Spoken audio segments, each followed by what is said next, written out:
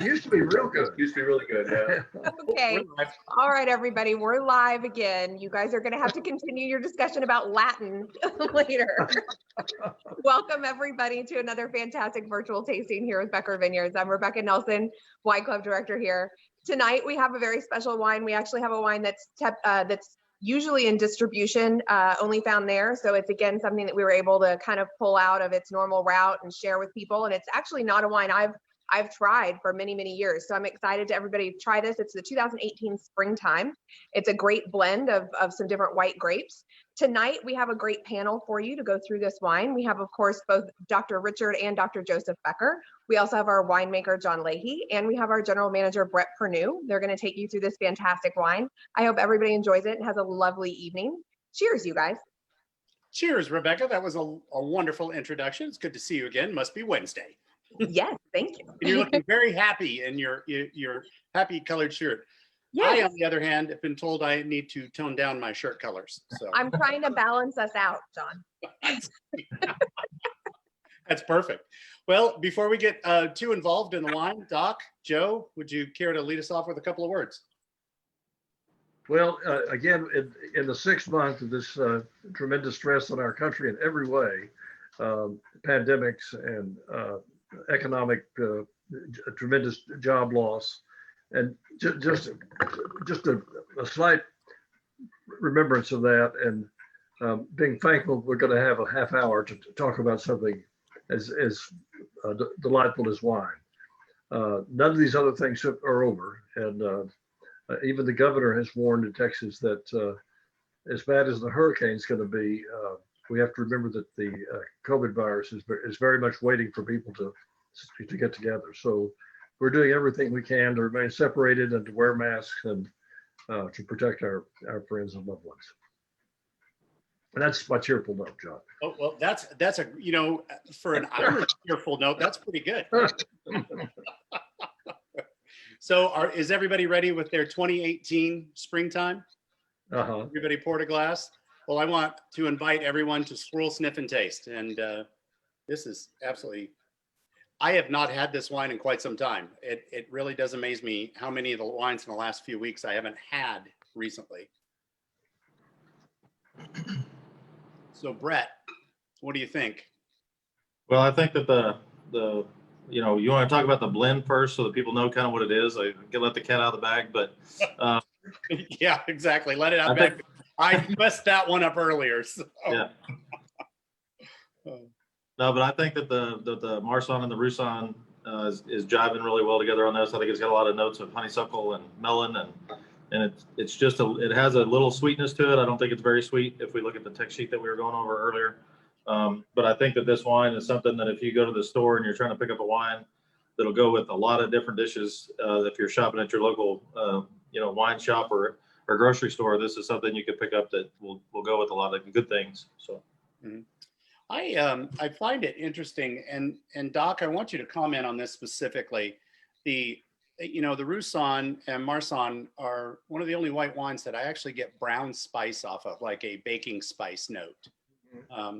And would you tell us why you like the white Rhones and why we're making them, and the drive behind getting Roussanne and Marsanne into the winery? Well, I think a lot of the other white grapes that are sources of famous white wines tend to have a clearer note. The Roussanne, Marsanne, Viognier, the white grapes of the Rhone, in my opinion, have a lot of complexity. They're when people say that Viognier is the red wine drinker's white wine, and that's not untrue for Roussanne and Marsanne either. Not only that they have one aromatic and they have another taste. They may have a lot of orange zest on the palate, but yet they may have an aromatic of flowers. And that's the thing about this wine that's so striking is the aromatic, in which it's very floral. And gosh, to my total delight, Tangy Patton called me when we first released one of these a few years ago and said the most amazing floral nose and Texas, sort of Texas flowers. Mm-hmm. And so it's this, it's great nose, great palate, and they're kind of separate. The palate is richer and bigger than most, like a straightforward Chardonnay, straightforward Sauvignon Blanc, So that's one thing, one reason. Yeah. And I think our part of the world is very much like the Rhone Valley. I mean, we have very similar temperatures and plants. We grow a lot of peaches and things like that. So they're very similar. I love the viscosity of the white Rhones. Exactly. I think if we always, I know, John, you feel this way too, that one thing I love that Dad loves is Grenache Blanc. That would be another wonderful white Rhone that we can get. Any of our growers are listening. Well, Jet's not gone to bed yet, Brett. So coffee is picking. Yeah. He better be sleeping. He needs to pick again tonight for 12 or 15 hours. Exactly. So Jet, you need your beauty rest, buddy. But yeah, no, I agree, Joe. I would love to get some Grenache Blanc, because when you have 43 varietals that you're making every year, 44 is just a drop in the bucket. It's like children, right? Once you already have 3 or 4 children, what does one more matter? Don't even think of 3 or 4. Let's think in a dozen. Do we remember the day when we remember the day when the 60 tons of Roussanne hit the back door of the winery? Oh yeah, that was a great day. That's like, what in the hell are we going to do with 60 tons of Roussanne? Well, it has turned out to be an absolutely beautiful wine for us, though. The Roussanne, the Marsanne, but I'm just enamored. Yes, the florals, but the brown spice in this just fascinates me.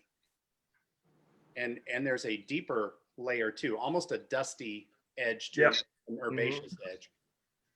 And also this has more residual sugar than I think the lab actually reported, but in France, there are areas where a lot of residual sugar is left, especially in the Loire, where the Chenin Blanc, most of it is slightly off dry, but also Gewürztraminer, and certainly Riesling in Germany.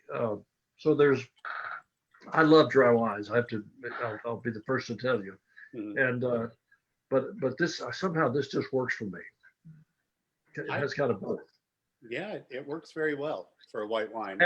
I have to say it, to me, it brings back memories of childhood for me, because many people may or may not know that Dad has always had just the most wonderful bougainvillea and flower potted plants in his backyard since I was a little boy. And when I was little, I had to water them every day, and there's a lot of them. And I used to hope that it would rain so that I would get out of having to water all. But this the aroma on this wine reminds me of a lot of the flowers, especially some of the ones that Plumeria. Did you say Plumeria? Plumeria. Yeah. It's a really beautiful nose. Mm-hmm. Well, see, okay, we just had somebody comment, well, there goes my squinty, narrow view about white wines. This is quite tasty. I love a good squinty, narrow view. Good squinty, narrow view will get you far in life there, Gary. So, Brett, what are you getting on the palate when you take your... After I know what the blend is, I know that the Roussanne and the Marsanne should have a little oak character, but they're not coming out in this, obviously, that much. I think we had a couple batches that we didn't use barrels on, but I do get a lot of melon. I do get a lot of floral notes, like these guys said. I think that the other interesting thing is, I think when we went to make this wine, we kind of pointed it in a direction in the market, and it was to make something that was very easy to drink. It was something that was going to pair with a lot of different things. The fact it was going to go out in broad market, wine. But at the same time, when I was joking about the Roussanne hitting the back door, we had a lot of Roussanne. So, and it was a lot of good Roussanne. It's just a matter of, where it all fits into all of our programs. But, John, talk about, I think about the blend about this, because there's 2 other grapes in here. And we kind of touched on that a little bit before we went live, but those little percentages and why we did what we did, because I was researching Marsanne Roussanne blends and where they fit in the world, because we were getting ready to release a new one called, what is it? RVM, right? Yep. RVM. And it historically, obviously, for people that know Marsanne and Roussanne in France, it says in most of the literature that you read is the reason why they blended them together is just because they help each other out. But I think with the other varieties that you put in here, I think that's some of the floral notes that we're getting on this, with the just touch of Riesling, I believe you said, and a little bit of Viognier. Yep. And Chardonnay, right? Yeah, Chardonnay and Riesling both. Well, if you've got the Viognier, Chardonnay, and Riesling in there, all three of those have a nice apple note, various type, whether apple blossom or fruit of apple, they can have that edge to it. But for me, Riesling has a depth, especially I'm a big fan of aged or vintage Rieslings, especially when they get that almost diesely edge to them, that really deep note.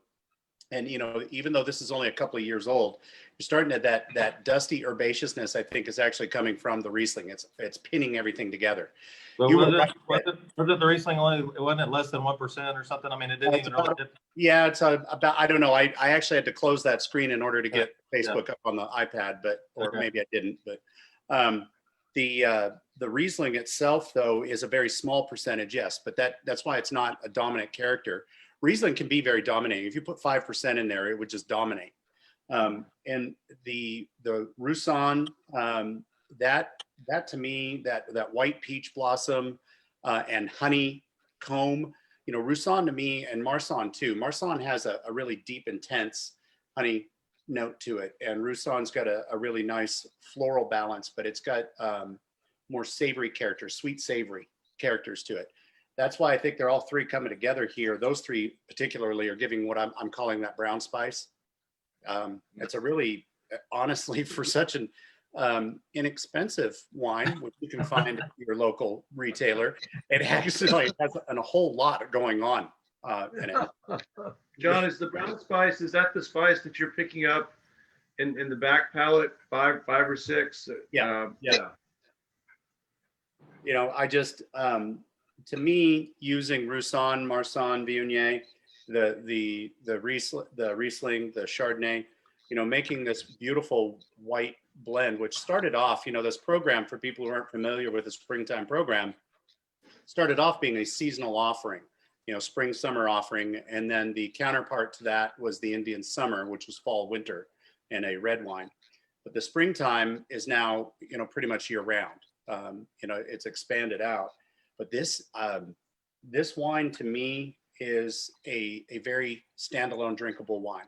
It's a nice glass of white wine. If you have anybody that is not a big white wine fan that you want to kind of give them a glass of white wine to try them on this, or try them on a Viognier, either one. But this one particular, it also has, and Doc and I were talking about this earlier, and you're right, Doc, it's almost 1%. It's about 9 grams of RS in there, so 0.9. So we measure sugar in grams per liter. For those of you out there, at about 5 to 6 grams per liter, it just starts to taste sweet on the human threshold of sweetness on the palate. At about 0.9, it's called off dry, or 9 grams per liter. With a heavy or very viscous wine like some of these are, it's going to disguise the amount of sugar in there, but it's going to bring forward a lot of the flow. It's going to pin under that viscosity and give it mouthfeel. And that's what this is doing in this wine. So Joe, what particularly, since you mentioned the palate, what are you getting when you do taste it? It's very interesting. There's almost a disconnect between what you get on the nose and what you get in the palate. I think you all were alluding to that earlier. And I get more of the herbaceousness on the palate. I feel like there's a little bit of the honeycomb that you get from the Roussanne, but it's a little bit subdued. Absolutely. It's beautiful. Well, I want you to spell this in the herbaceousness, because I'm going to pin it as tarragon, fresh tarragon. And that's what really just blows me out of the water. That really nice note in there of fresh tarragon. So somebody just asked which vineyards these grapes are from. And having looked at it earlier, that pie chart is split into a lot of different pieces.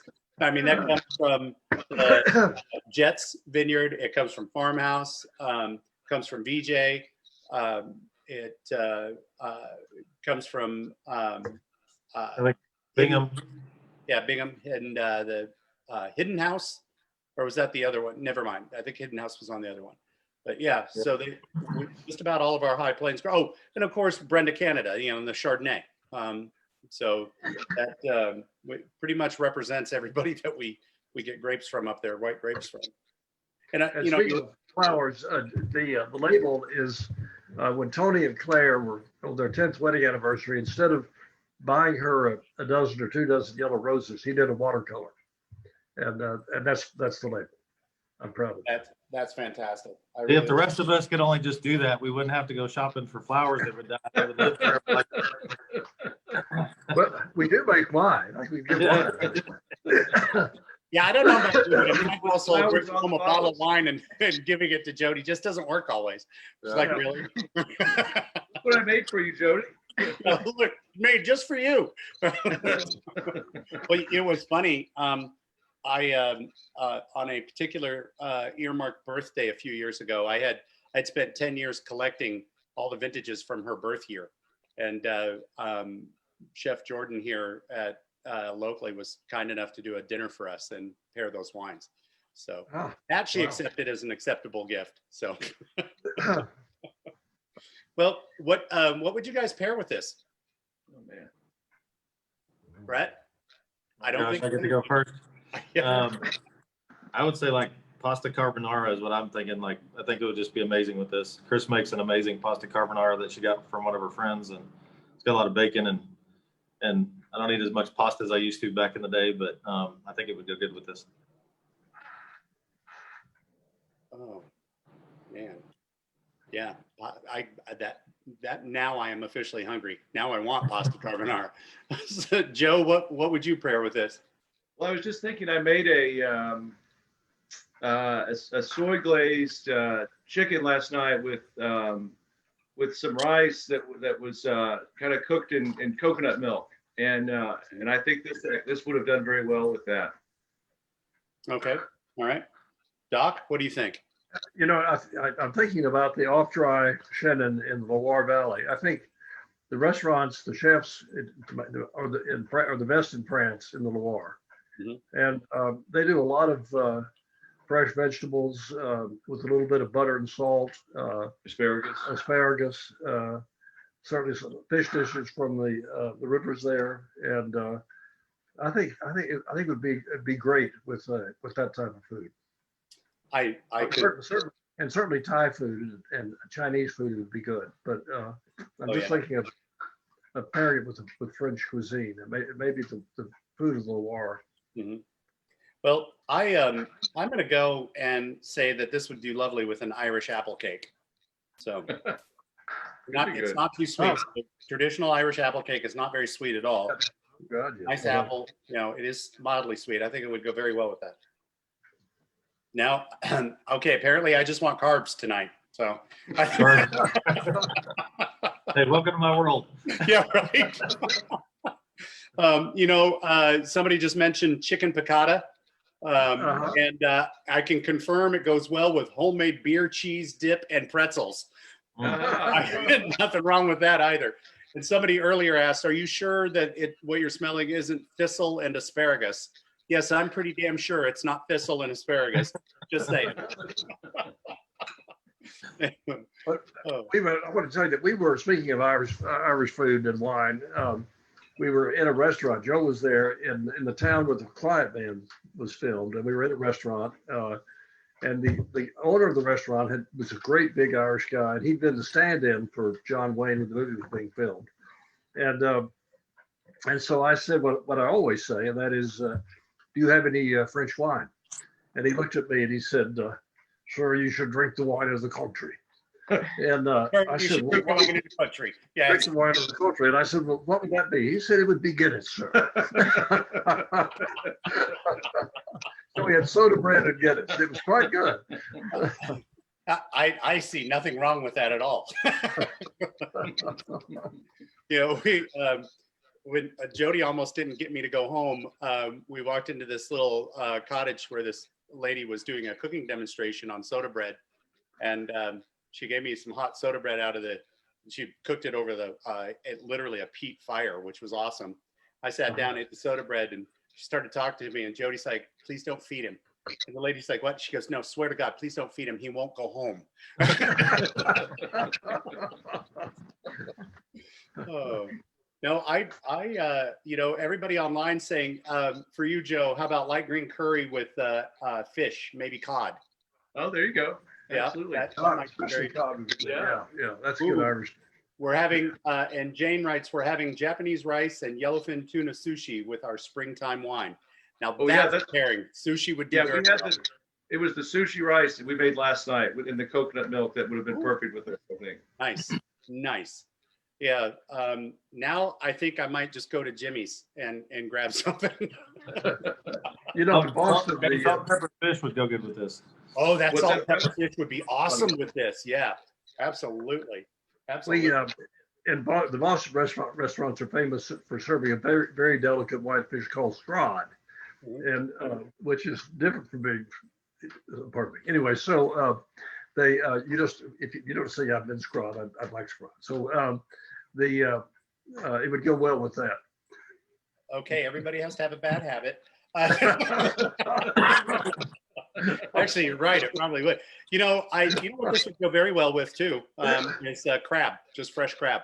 Oh man, yeah. Yeah. Oh, Dungeness crab, you bet. Yeah. Dungeness season is coming up here in a couple of months, so we may just have to open up another bottle in the fall. Yeah. Oh, somebody else just shouted out that they're having pad thai. Cheers. That would go very well. And somebody just asked us for next week, to kind of skip ahead. For the charcuterie pairing next week, do you have any bread/cracker suggestions? So we sent out a list. If you're joining us next week, if you've purchased next week's tasting, we sent out a list with suggested charcuterie that you could easily make at home. And Rebecca and I got together and I suggested a few different types of cheeses, meats and stuff.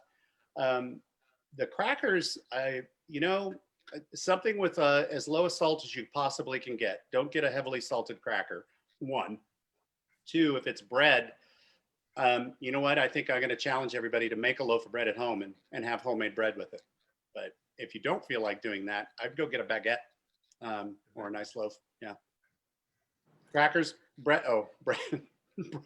Brett's out of here now that I'm talking about bread. He's like, that's it. You're carbon out. My battery's about to die on my phone. It keeps going into low battery mode. But I do want to say that if you order that pack for next week, if they're asking about it, you'll get that in your email. So there's a PDF and an email link. It's also on the website. There's an email link. It's also in your box. If you ordered it, it's going to be the sheet of paper on top. They put that instruction sheet for how to decant the wine. What we recommend, all your recommendations for decanting are in there, and then as well as the food stuff that we want you to try with this. And that's going to be reoccurring over the next 4 weeks. Yeah. I would also say, as far as the cracker selection goes, Angela, don't get a flavored cracker. Stay away from like rosemary, cracked black pepper, anything fancy like that. Try to get a plain cracker, be it a rice cracker, a traditional, soda cracker. Try to keep it that way so that those flavors don't interfere. That would be my only suggestion. Other than that, the world's your oyster. So anyway, I tried to order for next week today and it said sold out. Yes, I'm sorry to say, Helen, we are sold out. We had a limited number. I took 10 of them. No, I'm kidding. But yes, we are sold out for next week. So Brett, what are we doing next week? Why don't you run that through for everybody? So we're going to do the flight of the Newsom Cabernets. And I've had so many numbers go through my head today, I don't even remember the years. I think is it 10, 9, and 8? 10, 9, and 8? Yeah, no, 12 was in there. 12, 10, and 8 or 9. I can't remember. Okay. I don't remember, but there's 3 vertical vintages. The girls are telling us 9, 10, and 12. Oh, 9, 10, and 12. There you go. Yeah. 12, 10, and 9. Yeah. Either way. So we're going to change the format. We're going to go 2012, 2010, 2009, but we're going to do them all on the same night. So you guys can use your recommendation of freezing some of those wines if you want to save them more than just one night. We realize that you don't want to maybe drink 3 wines on a Wednesday, but I don't know, Doc, you want to talk about like why we are going to this format for the next month other than harvest? For one thing, harvest is certainly one thing, but it's when you have a really nice vertical, it's really nice to be able to taste all 3 of the selections and put them side by side, see how they've aged. We talk about the characteristics of each harvest and the expression in that vintage year. And for me, that's the best way to do it. I always like to have them all open, and then you Well, can carve and- and freeze and save them. Yeah. Yeah, absolutely. And somebody asked the date, and it's Wednesday next week is the day next week that we're doing all the openings, and we will be doing it. It'll take about an hour, I think. We're planning on for an hour at least for that. But I agree. I think opening all three, that it's fun to do all three together. So Well, we're making room down here behind me, back behind in the library here where the stacks of wine are. This is where this came out of, right here behind me in our cellar. So the limited production, if you guys want to get them, there may be only 100 or 125 of certain one of these wines, and that's why this one sold out. So yeah, and I think half the room made back there are between Rebecca and Rachel. I'm just saying. Well,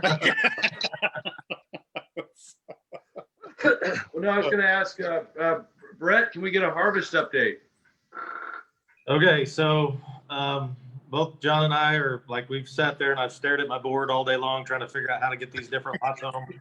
And John keeps wanting updates, and I'm like, give me till like 3 o'clock today, and maybe I'll have a plan. But harvest update is that we have a shorter than normal harvest, like we expected. I think that you guys were talking about the stuff that is coming in is overly concentrated, so it's not like this is doom and gloom. There's just not as much as we want, but we've gotten in this last week. We're done crushing white wines or white grapes here. It's probably the earliest in my time here by a lot that we haven't had any whites come in past September 1st. The reds that are coming in are, I think we're kind of in the Bordeaux reds, right, John? We're not into the Rhone reds are going to be in a week or so. Mm-hmm. We did have some Cinsault today in a report that is getting close to being ready to be picked. So that'll be like next week. I think the unusual thing is that we're picking Malbec in the high plains at the same time as we're picking Malbec in the hill country. And that's definitely not normal. The ripening in the high plains where they got, a little more reduction in crop is what's causing that rapid maybe ripening on those certain varieties. But this is going to be a very interesting. I mean, I think, again, we talk about that hurricane's going to hit Texas today. What's going to happen for the next couple of weeks of weather? It's going to turn and pull a lot of moisture to the east again. I still think it's going to be 102 in Lubbock this weekend or in Brownfield. So I don't think it's going to have the effect that we had in 2007 with the cooling effect, but it's definitely going to affect our weather pattern. And I don't think we're going to see a lot of rain maybe in our region for the next 3 weeks. It's just going to be hot. Yeah. I saw last night's meme that I saw, the meme of the day, the case of Corona, 2 hurricanes for $20.20. Wonderful. Yeah. But what we've gotten in, we pressed today. So we pressed both some Tempranillo and Petit Syrah. And that was looking great. That Petit Syrah of our front vineyard is just this dark and inky and beautiful. And I'm wearing half of it. So, I'd just like to say that I've probably worn more wine than most of you will drink in a lifetime. So that I'm kind of looking forward to. So Friday, the wine for Friday, Bret, what are we doing on Friday? So it's the Library 2012 Raven. Oh, that's right. Yeah. And again, it's Invite something Joel that Peterson? do what? Should we invite Joel Peterson for the tasting? Could we send him over? I don't know who that is. Anyway, so I'm looking forward to that. That'll be fun. So that was the voter, the most voted on, right? Yeah. So we sent out on Facebook where this is being hosted on, and I guess you can watch these now on Instagram. The ladies upstairs have got these live on Instagram. They're live on Facebook. We're doing all kinds of fun stuff with Instagram and Shopify, where you can go in there and buy tea towels that we've only had in the tasting room that have the lavender products and all that kind of fun stuff. So if you guys haven't checked that out, go on Instagram. You can click on the button if you like a picture and it'll pop up. And if you like that product, you can just buy it right off our website. Keep us all rolling here. But the Raven was something that was overwhelmingly the choice of the viewers, regardless if they were ordering the packets, which wine would you like to have out of this room? And since the Raven is no more, that was the selection, and we went with it. And Brad, it's never more. never more. Yeah. Never more. Yeah. What to quote the Raven, never more. Yeah, never more. You know, we tried to put that on the new label, but didn't get it worked in, I guess. Oh, that's the first time that I've ever been punished for making a double gold wine. Sorry, guys. Yeah. Yeah, thanks for getting us pound. Yeah. Oh, you need we need a few, somebody suggested we need a few much deserved evenings off. So I couldn't agree more. How about the next 20? No, so tomorrow's going to be a great crush day. We're getting in Merlot, Zinfandel, Cab Franc, and Petit Verdot. So that's going to make an interesting blend. Unless You forgot the Zen. No, I said Oh, Merlot. you said Zen. Okay, yeah. Petit So Verdot, 4, yeah. yeah. Right, Yeah, yeah. 4 varietals. So that'll we probably separate them out unless we want to do a really weird blend in tank. So that would just. Should we just put it all together and call it oops? No. That's a great idea. Oop, do it again. So, well, Doc, do you still feel comfortable with us running the winery? I'm paying attention. Yeah, bring it. Yeah, that's what I was afraid of. Well, I, for one, want to wish everybody a wonderful evening, and I hope you have enjoyed this wine, and I hope you've enjoyed our little banter back and forth. And we do look forward to seeing you again on Friday. And is it too early to tease them about things in the future, Brett, for the following week? Oh, go for it if you got it in front of you. I don't. No, I don't. So weren't we going to do the vertical of Chardonnay? Let the girls respond. I think that they're on there right there, but I can't remember what it is. No, okay. Well, listen, Friday we'll give you the update on the next couple of weeks. Until then, Hey, there it is. yeah, All the white wings. all the white wings. Okay, Yeah. Sounds fantastic. Yeah. Well, cheers, everyone. Have a great evening. Thanks, guys. Good Thank health, you. great wine. We'll see you on Friday. See you then.